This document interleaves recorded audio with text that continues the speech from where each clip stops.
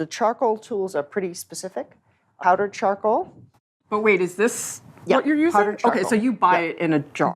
Stuff that you just kind of like scrapings from your own drawings. It can actually be a little too uneven.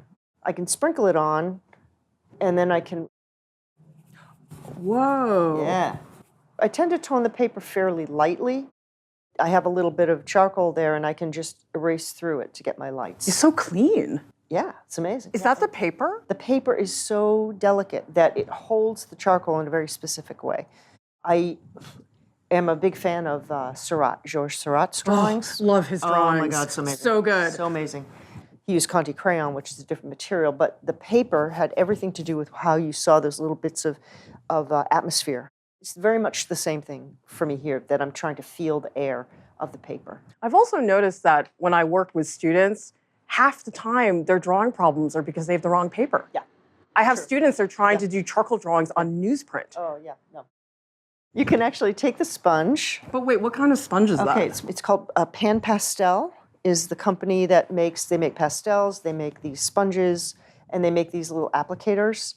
And it's a really high density foam.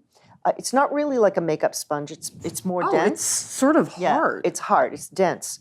But wait, you get that at an art supply store? Mm-hmm. Pan Pastel.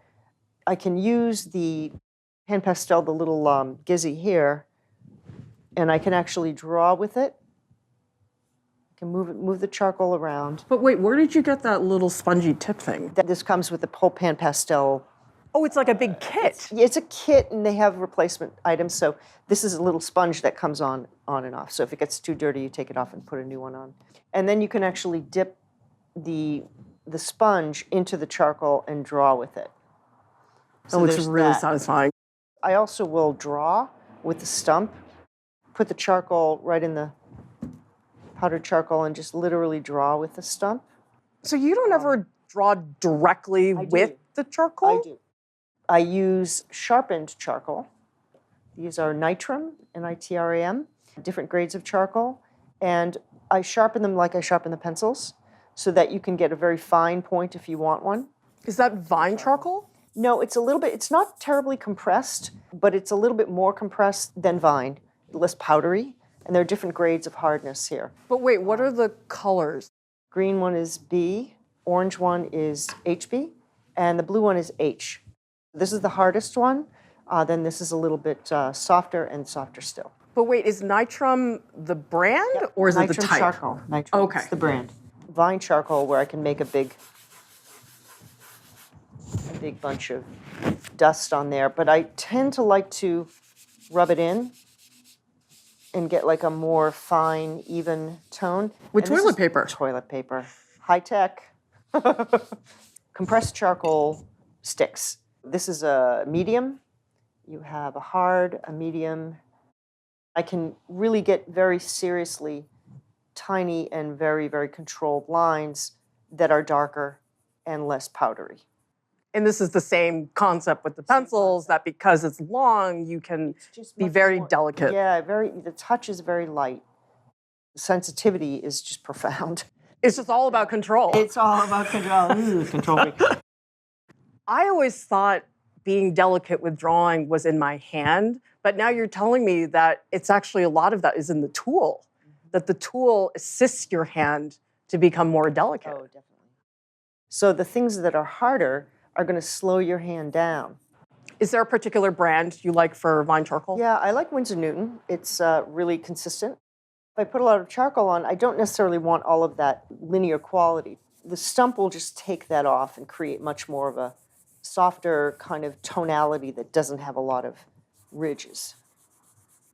Do you ever think about the direction? I mean, I'm not right now, but if I were, yeah, I'd be very careful about direction because that, of course, is how you build form. You can also draw with the stump, which I do quite a bit of. I can make marks with the charcoal. I can even get more on the tip and really draw with it. Quite often, you want to move the charcoal around in some different way, and I'll brush things off. I tend to take edges off a lot. I'll put a lot on and then take stuff off. You can use little ones as well. What do the little ones do that the fan brush doesn't do? It's just more control. This is the theme here. The difference between something this thick and something that thick is really important. It seems insane, but really, it really matters. What about fixative? Do you ever put fixative on afterwards, or? I do at the end. I don't do much with fixing it and then working over. Well, does it ever bother you, though, that the fixative does make the drawing a little bit darker? Because it's not quite the same after. No, it isn't quite the same. I guess I don't use it that much. I probably should. I'm going to use the same exact principle that I did before, and I'm going to put it down flat, and I'm going to turn it. You're rotating it around? Rotating it and turning it at the same time. And remember, you're not doing this. You're keeping it flat. So this takes a while. Simple. Oh, so you don't use the knife at all? Not on the charcoal. Oh, it's just the sandpaper. Oh, yeah, just the sandpaper. Oh, I thought you were going to go in and... No.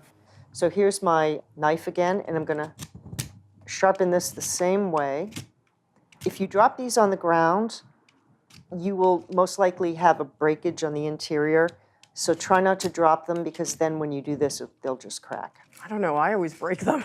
Do you? They're always falling apart. I don't know how you're doing such a long stroke and not breaking it. I've broken about 2,000 of them. That's Well, I mean, you're making it look so easy, but I would not be able to do that. If you broke 1,000 of them, you would. That's true. So I guess you pretty much have to sit right next to a trash can for all Yes. Because I noticed you have one like right to your right, and you can just go in there. It's really easy to snap these if you put pressure on this way, so you really have to make a point to keep it flat. I think so much of art is practice, don't you think? And doing it wrong. Doing it wrong a million times. I would say I have to do at least 2 or 3 paintings wrong to know what I want to do. I think students don't like to hear that. You're making mistakes, quote unquote mistakes, but you're really not. You're training your body to understand what to do in space. I understand the impulse, because who doesn't want to make a good drawing? Sure, of course you do, but you can't always do it that way. No. Or you can be delusional and tell yourself they're all good, but that doesn't really work. You do a lot of it, and then you're doing it so much that out of that comes products. For me, charcoal pencil, it's like, yep, you're married now. There's no flexibility. No divorce. Nope, not an option. No.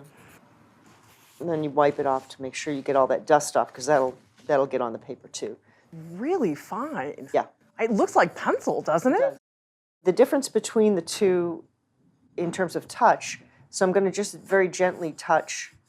Wait, is that hard? The hard one. The hardest one. How much darkness do you want to have down there? How soon? If I have too much down there to begin with, I'm lost already. Do you see?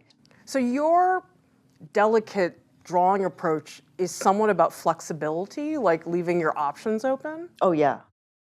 The thing about the chamois cloth is that it will take off the charcoal in a big way. The chamois will really take it all off. That's when you just want to get rid of it. Yeah. You can use it very carefully if you want to, but I find I can do better with an eraser. You always have to do this with the chamois, which is another thing. Oh, are you cleaning up the stuff? Yeah, it's like little schmutz comes off with this thing. Schmutz really bothers you, doesn't it? Schmutz, I'm telling you. You can draw in a really kind of a fine way, get very little tiny bits of atmosphere going. What about this like crappy little eraser? All right. What does that eraser do for you? It's an eraser. I might use it. But these aren't as high quality. They tend to shred a little bit more.